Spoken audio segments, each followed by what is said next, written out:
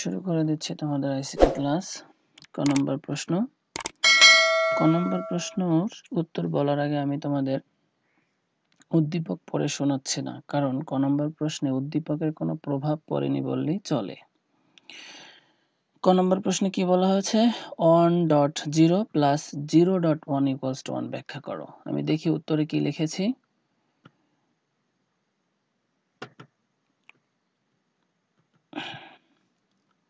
উত্তরে লিখেছি 1.0 plus 0.1 equals to 1, এটি নর গেট দ্বারা সম্ভব। যদি নর গেটের দুইটি ইনপুট শূন্য হয় তাহলে তার আউটপুট অন হবে।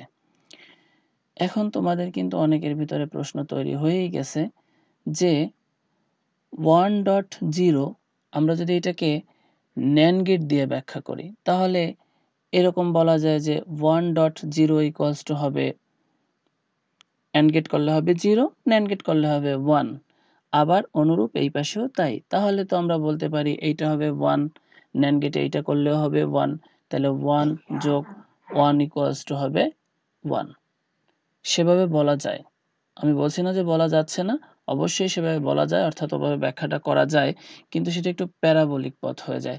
আমরা যদি এইভাবে চিন্তা করি যে 1.0 ইকুয়ালস টু হয় 0, 0.1 ইকুয়ালস টু উত্তর হয় 0, তাহলে 0 যোগ 0 ইকুয়ালস টু তো 0 হওয়ার কথা, কিন্তু এখানে তো উত্তরটা 1 হয়েছে, যেটা অর গেটের বিপরীত গেট অর্থাৎ নর গেট দিয়ে সম্ভব। এইভাবে যদি একটু ব্যাখ্যাটা করা হয় তাহলে ব্যাপারটা একটু অল্পতে বলা যায়, যেহেতু ক নম্বর প্রশ্ন, আর ক নম্বর প্রশ্নের উত্তর তো সবসময় একটু সংক্ষেপে বলাটাই বাঞ্ছনীয়। আর যেহেতু ব্যাখ্যা চেয়েছে, আবার ব্যাপারটা ফুটায়ও তুলতে হবে, তার মানে অল্প কথায় ব্যাপারটা যাতে একটু ফুটায় তোলা যায়, সেই দিকটাতে এই পথটাই মনে হয় একটু সরল বেশি। তোমরা যদি চাও ওইভাবে ব্যাখ্যা করতে তাও কিন্তু হবে, আমি বলছি না হবে না, ওভাবে করলেও হবে। চলে যাচ্ছে এবার খ নম্বর প্রশ্নের উত্তরে। খ নম্বর প্রশ্নে বলা হয়েছে প্রথম রোমের সুইচিং পদ্ধতি যে গেটকে সমর্থন করে তার সত্যক সারণী তৈরি করো। এইবার প্রথম রোমের সুইচিং পদ্ধতি কোন গেটকে সমর্থন করছে সেটা যদি আমাদের বুঝতে হয় তাহলে আমাদের সেই প্রথম রুমের বর্ণনাটা একটু পড়তে হবে। দেখি উদ্দীপকে কি লেখা আছে। রহিম সাহেব তার বাড়ির একটি রুমে দুইটি সুইচ দ্বারা একটি বৈদ্যুতিক বাতি এমনভাবে সংযোগ দিলেন যেখানে দুইটি সুইচ একসাথে অন করলে বাতিটি জ্বলবে, অন্যথায় বাতিটি জ্বলবে না। মানে কথাটার মানে হচ্ছে সে তার বাসায় একটা বাতি দুইটি সুইচ দ্বারা এমনভাবে সংযোগ দিয়েছে যেখানে দুইটি সুইচ যদি একসাথে অন করা হয় তাইলে বাতিটি জ্বলবে, অন্যথায় বাতিটি জ্বলবে না। এই কথাটার মানেটা কি আমি উত্তরে গিয়ে বুঝাচ্ছি। এবার উত্তরে গেলে অনেকে বলবা ওলে বাবা, তো আমি প্রত্যেক দিন পারি, কিন্তু এই পাড়ায় তো আর কাজ হবে না। নিজের উদ্দীপক থেকে বুঝতে হবে যে এখানে আসলে কি বোঝানো হয়েছে। তা দেখো, আমি এখানে খ নম্বর প্রশ্নের উত্তরে লিখেছি যে প্রথম রুমের সুইচিং পদ্ধতি অ্যান্ড গেটকে সমর্থন করে। আমি যদিও এখানে তারপরে লিখছি যে অ্যান্ড গেটস ইলেকট্রিক সার্কিট। তুমি মনে করো এটা হচ্ছে রহিম সাহেবের সেই প্রথম রুমের ইলেকট্রিক সার্কিট, সেখানে যে সংযোগ ব্যবস্থাটা আছে সেই সংযোগ ব্যবস্থাটার ডায়াগ্রামটাই আমি এখানে এঁকেছি, সেটা কল্পনা করো। তাহলে সে কিরকম সংযোগ দিয়েছে, যেখানে দুইটি সুইচ, আমরা প্রথম সুইচটাকে মনে করি এ, দ্বিতীয় সুইচটাকে মনে করি বি। সে বলছে যে দুইটি সুইচ যদি একসাথে অন করে তাইলেই লাইটটা জ্বলবে। তা আমরা জানি জ্বললে মান হয় 1, অন্যথায় মান হবে, অর্থাৎ যদি না জ্বলে তাহলে মান হবে 0। এখন তোমরা একটু এখান থেকে যারা এই ইলেকট্রিক সার্কিটের শুরু থেকে অর্থাৎ গেটের যারা শুরু থেকে আমার ক্লাসগুলো দেখছো বা করছো তারা হয়তো বুঝতে পারতেছো খুব ভালোভাবেই যে এইখানে যদি দুইটি সুইচ একসাথে অন করা হয় তাইলেই লাইটটা জ্বলবে, অন্যথায় লাইটটা কিন্তু জ্বলবে না। আমরা জানি যে এই দুইটি সুইচ মোট 4 রকম অন বা অফ করা যায়, বা 4 রকমের সে ইনপুট চিন্তা করা যায়। হয় দুইটি সুইচ অফ থাকবে, এই হবে একরকম, নতুবা প্রথম সুইচটি অফ থাকবে, দ্বিতীয় সুইচটি অন থাকবে, নতুবা প্রথম সুইচটি অন থাকবে, দ্বিতীয় সুইচটি অফ থাকবে, অন্যথায় দুইটি সুইচই অন থাকতে পারে। মোট 4 রকম হতে পারে। 4 রকমের এক রকমের কথা ওখানে বলা হয়েছে যে দুইটি সুইচ, অর্থাৎ আমি যেটা শেষে বললাম যে দুইটি সুইচ যদি একসাথে অন থাকে তাহলে লাইটটি জ্বলবে, অন্যথায় লাইটটি জ্বলবে না। তার মানে অন্য যে 3টা প্রসেস আমি বললাম সেই 3টা প্রসেসে লাইটটি জ্বলবে না। এইবার এখান থেকে তোমার বুঝে নিতে হবে যে এটা আসলে AND গেটের দিকে ইশারা করতেছে। তোমরা এই সিম্পল ব্যাপারটা যদি বুঝতে না পারো তাহলে কিন্তু পরীক্ষায় ভালো কিছু চিন্তা করা যাচ্ছে না। তোমরা মনে করো না যে আমি যেভাবে ক্লাসে করাইছি বা তোমাদের বইয়ে যেভাবে উল্লেখ আছে ঠিক ওইভাবে সরাসরি তোমাদের সামনে দিয়ে দেবে। এইভাবে একটু প্যারাবোলিক ভাবে দেওয়া থাকবে, যেটা তোমার ক্রিয়েটিভ সেন্স অর্থাৎ সৃজনশীল চিন্তা চেতনা দিয়ে সিদ্ধান্ত নিতে হবে যে আসলে এটা কিভাবে করা যায় বা এটা কোন দিকে ইশারা করা হয়েছে, এই প্রশ্নের উত্তরটা কি হবে সেটা তোমার একটু সৃজনশীল চিন্তা খাটিয়ে তারপরে করতে হবে। একদম সহজভাবে তো তোমাকে দেওয়া থাকবে না। প্রশ্নটা দেখে অনেকে হয়তো ভাবছো যে কি যেন ওটা ডিফিকাল্ট ব্যাপার, আসলে আমি কিন্তু মোটেই ডিফিকাল্ট দেইনি, একদম সহজ কোয়েশ্চেন তোমাদের দিয়েছি, কিন্তু তোমরা বুঝতে পারলা না যে এটা কিভাবে। এখন তো অনেকেই ভাবতেছে এটা আমি খুব সহজ, এটা আমি খুব ইজিলি ভাবে পারি, কিন্তু এভাবে তো এখন বললে হবে না। আমি কি তোমার ক্লাসে গিয়ে অথবা আমি তোমার পরীক্ষায় গিয়ে কি আমি তোমাকে বুঝিয়ে দেব যে এভাবে হবে? এই প্রশ্নের উত্তর বুঝিয়ে দেব না। তোমার সেখানে বসে নিজে চিন্তা করে সিদ্ধান্ত নিতে হবে যে প্রশ্নের উত্তর কি হবে এবং এটা কোন দিকে ইশারা করা হয়েছে। সুতরাং বোঝো, আমি কিন্তু প্রত্যেকটা জিনিস ব্যাখ্যা বিশ্লেষণ সহকারে আমি বুঝিয়েছি যে এইখানে সুইচিং পদ্ধতিটা কি। আমি এটাও বুঝিয়েছিলাম যে ইলেকট্রিক সার্কিট থেকেও প্রশ্ন থাকতে পারে।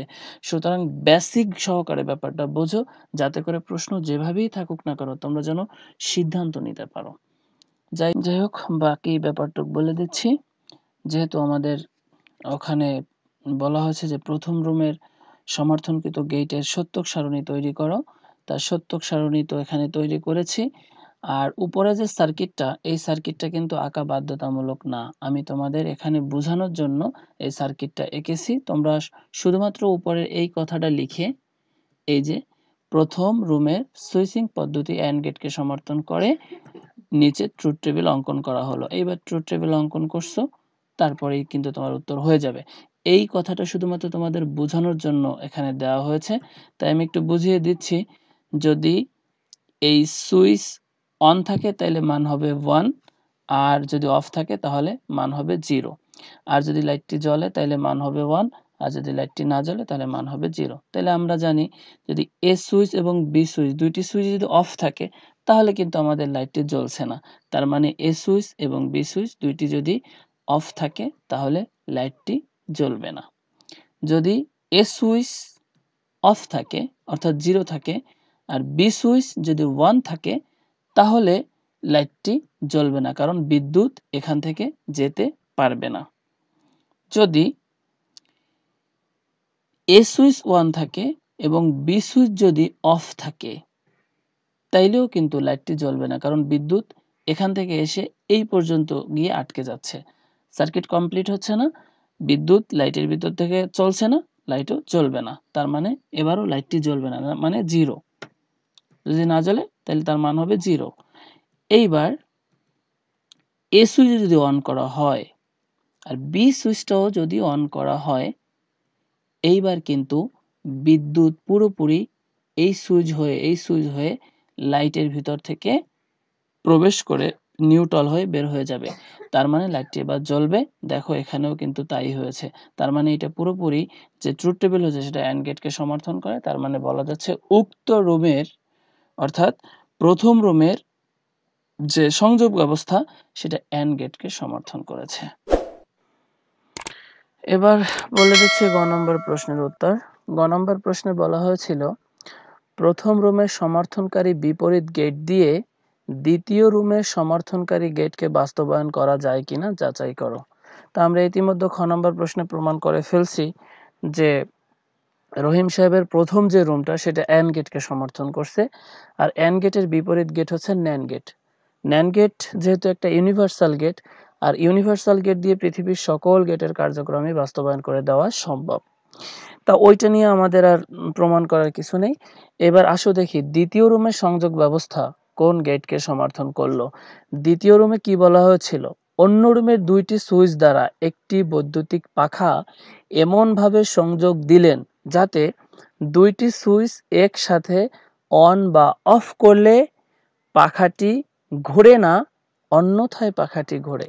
কেমন একটা ব্যাপার, যদি দুইটি সুইচ একসাথে অফ থাকে তাও পাখাটি ঘুরবে না, আর যদি অন করা হয় তাও পাখাটি ঘুরবে না। যদি আমরা তো জানি যে অন করলে অন্তত পাখাটি ঘোরার কথা ছিল, কিন্তু অন করলে পাখাটি ঘুরবে না। এখন এইটা কোন গেটকে সমর্থন করলো? আমি একটু প্র্যাকটিক্যালি তোমাদের এই ব্যাপারটা একটু দেখায় আসি। আমি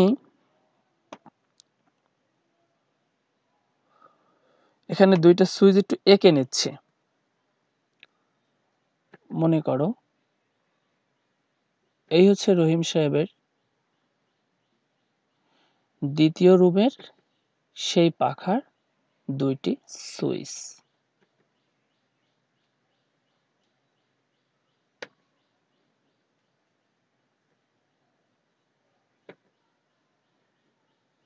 দুইটি সুইচ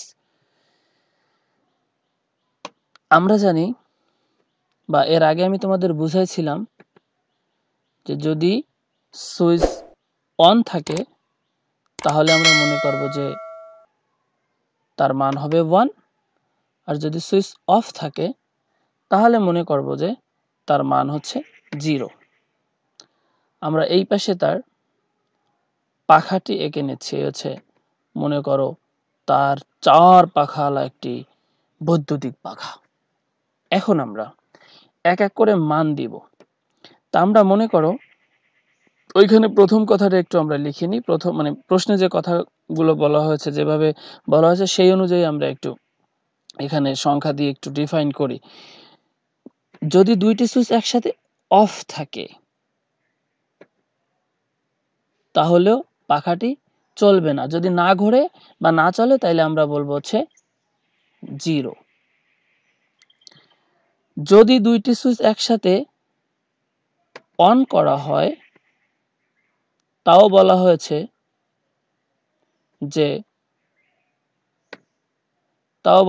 যে পাখাটি ঘুরবে না।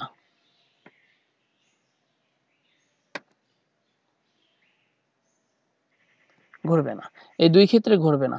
আমরা তো জানি যে দুইটা সুইচ মিলে মোট 4 রকম অন অফ হতে পারে। 2 রকম তো লিখলাম, আর 2 রকম একটু লিখি।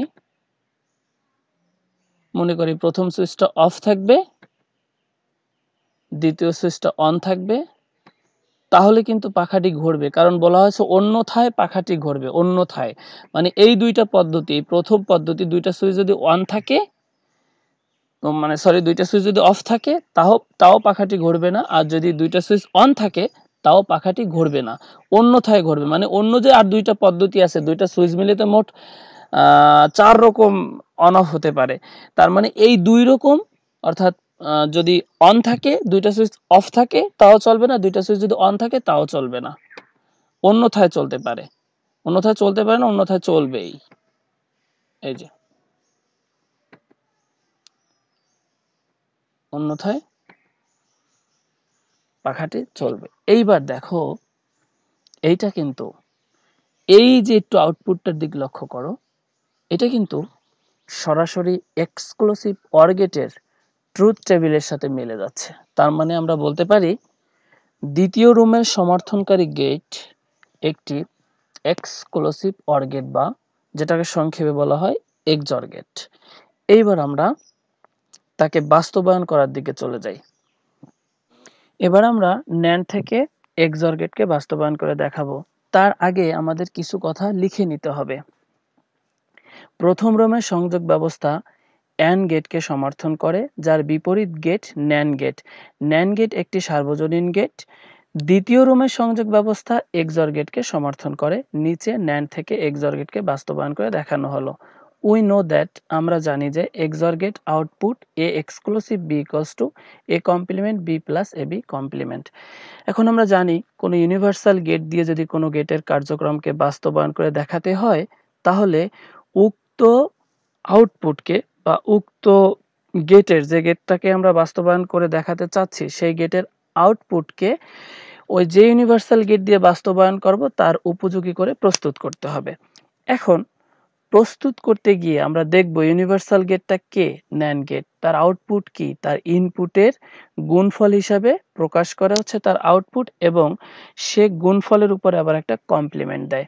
এখন আমরা সেখান থেকে বুঝতে পারলাম যে এইখানে যে সমীকরণটা আমরা পেলাম A exclusive B equals to A complement B plus AB complement, সেটার মাঝে একটা প্লাস আছে। সেই প্লাসটা কিন্তু ন্যান্ড গেটের জন্য অভিশাপ, এটা আমাদের দূর করতে হবে। এখন চাইলেই আমরা দূর করতে পারবো না, কারণ ম্যাথমেটিক্যাল লজিক বলতে একটা ব্যাপার আছে। তার মানে আমাদের এখানে ইললজিক্যাল কিছু করা যাবে না। ডিমর্গান সাহেবের সূত্র আমরা ব্যবহার করে এই প্লাসটা দূর করতে পারি, এটা আমরা সবাই জানি। কিন্তু ডিমর্গান সাহেবের সূত্রতে একটা কমপ্লিমেন্ট দিলে হতো, আমি দুইটা কমপ্লিমেন্ট কেন দিলাম? কারণ উপরের লাইনের সাথে নিচের লাইনের সমতা ঠিক রাখার জন্য, এ কারণে ডাবল কমপ্লিমেন্ট দিয়েছে। ওই যে বললাম ম্যাথমেটিক্যাল কোনো ইলজিক্যাল কাজ করা যাবে না, এ কারণে এখানে ডাবল কমপ্লিমেন্ট দেওয়া হয়েছে।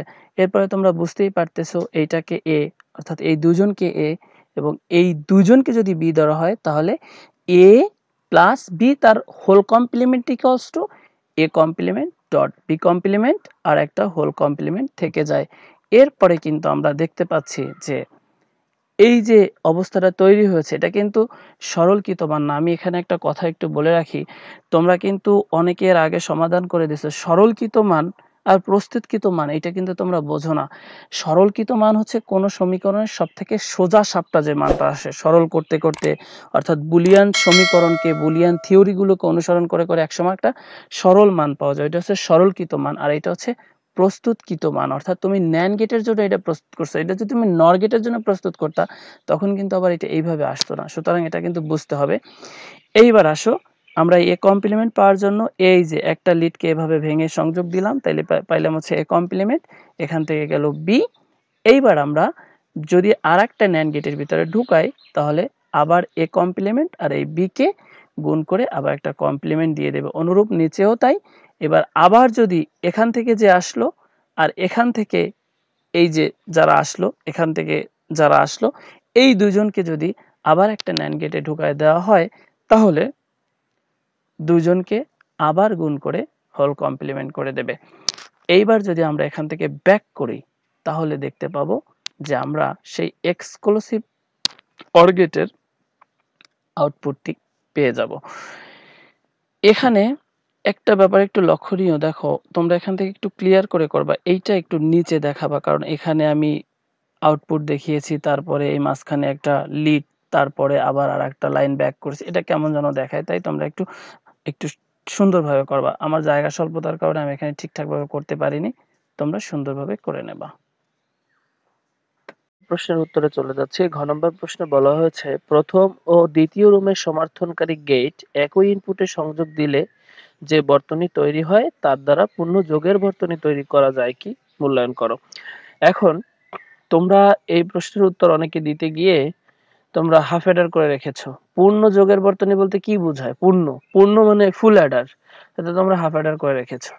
যাই হোক, আমি উত্তরে চলে যাচ্ছি, উত্তরে গিয়ে বুঝাই দিচ্ছি।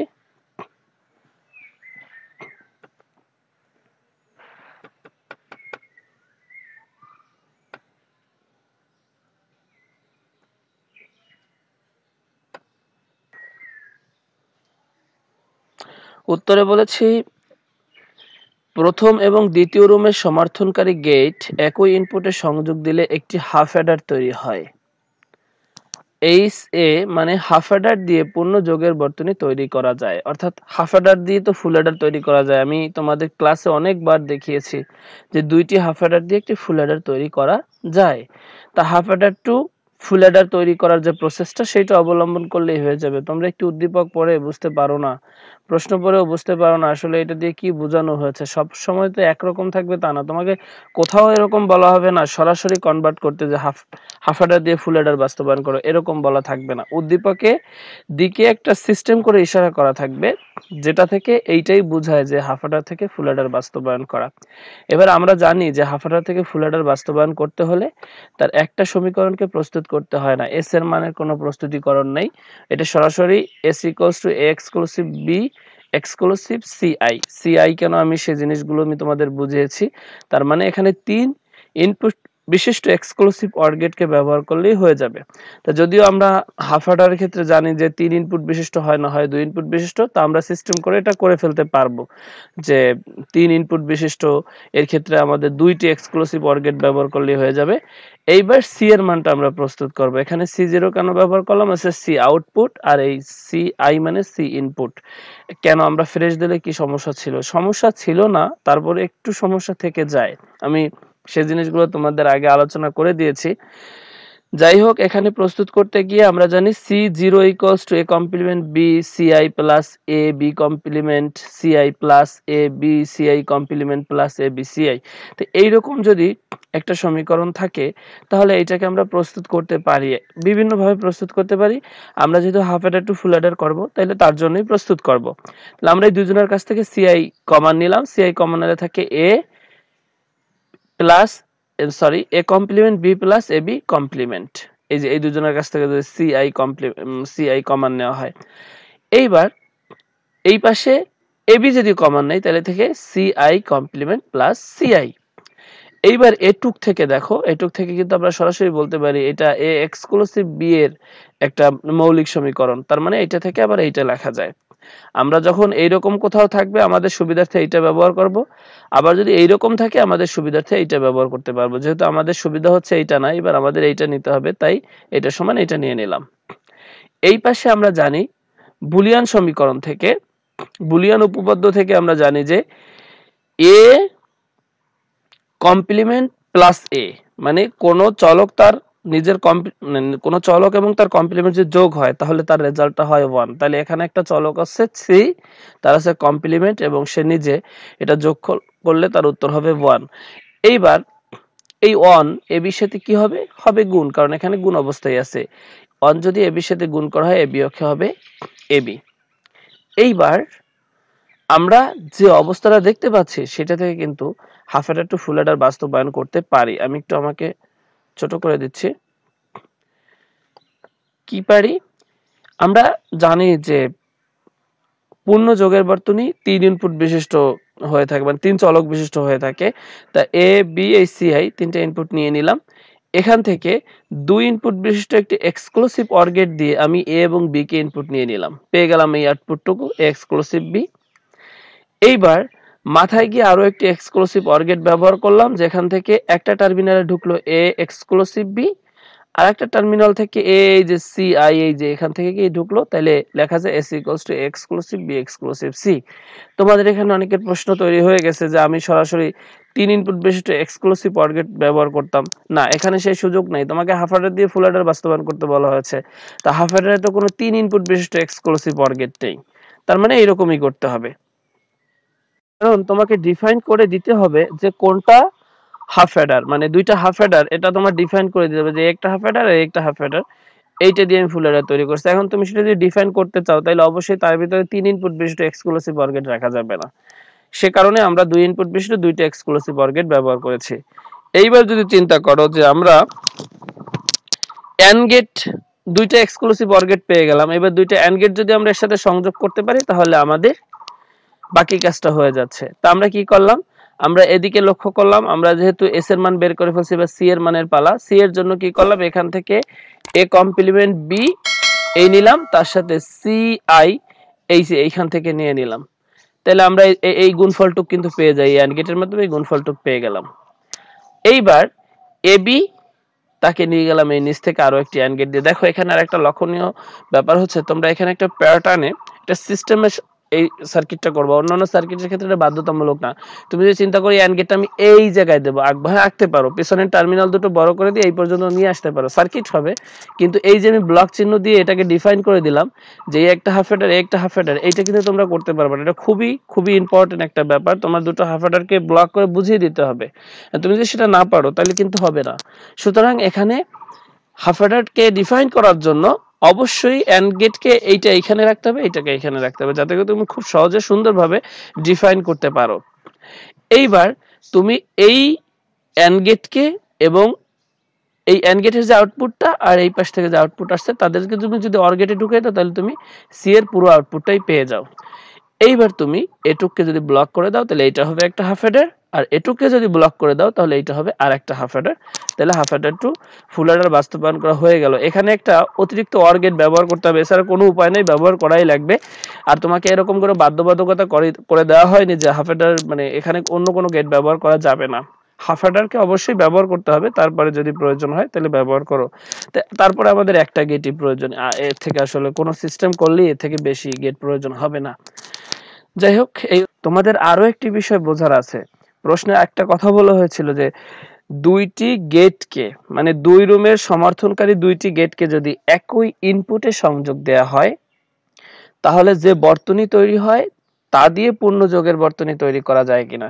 তা তোমরা কি এখান থেকে বুঝতে পারছো কিনা আমি জানি না যে একই ইনপুটে সংযোগ দেওয়া বলতে কি বোঝানো হয়েছে। বোঝানো হয়েছে এইরকম একটা অবস্থা যে এক্সক্লুসিভ অর গেট, যেহেতু দুইটা রুমে দুইটা সুইচ, তার মানে দুই ইনপুট বিশিষ্ট গেট হবে। দুই ইনপুট বিশিষ্ট একটি এক্সক্লুসিভ অর গেট, যে দুইটা ইনপুট নিল ঠিক একই দুইটা ইনপুট যদি এন্ড গেটও নেয় তাহলে যে বর্তনী হয় তা আমরা জানি।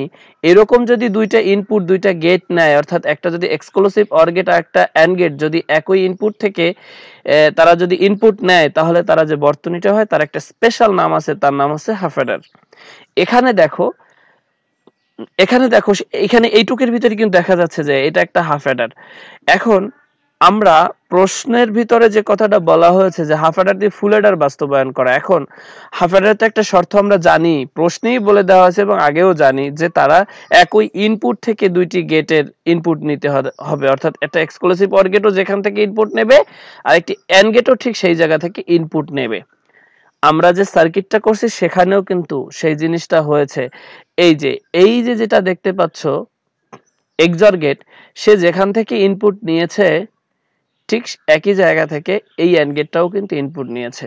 অনুরূপভাবে এই পাশে যে হাফ অ্যাডারটাকে আমরা ব্লক চিহ্ন দিয়ে ডিফাইন করলাম সেটাও কিন্তু ইনি যে দুইটা টার্মিনাল থেকে ইনপুট নিয়েছে এইটাও কিন্তু এই যে এই এন্ড গেটটা এও কিন্তু একই দুইটা টার্মিনাল থেকে ইনপুট নিয়েছে। এটা খুবই লক্ষণীয় একটা ব্যাপার।